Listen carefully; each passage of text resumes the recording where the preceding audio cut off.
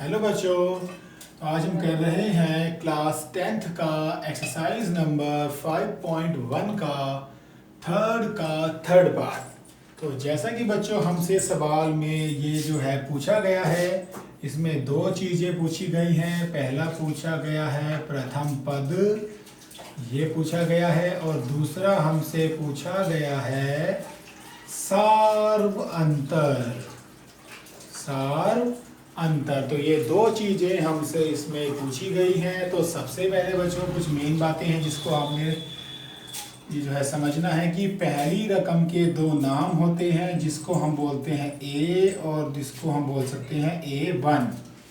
याद रखना है बच्चों, दूसरी रकम को हम बोलते हैं A2, तीसरी रकम को हम बोलते हैं A3 और चौथी रकम को हम बोलते हैं A4। ठीक है बच्चों, तो ये इनके कुछ नाम होते हैं। तो सबसे पहले जैसे हमसे ये पूछा गया है बच्चों इसमें कि प्रथम पद, तो प्रथम पद कैसे निकालना है। तो ये है जैसे हमारा प्रथम पद, तो प्रथम पद का फॉर्मूला होता है बच्चों A।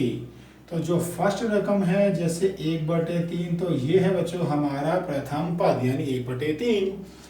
दूसरा बच्चों हमसे पूछा गया है कि सार्व अंतर, तो याद रखना है आपने सार्व अंतर को हम D भी कहते हैं, और D निकालने का फॉर्मूला होता है बच्चों A2 - A1।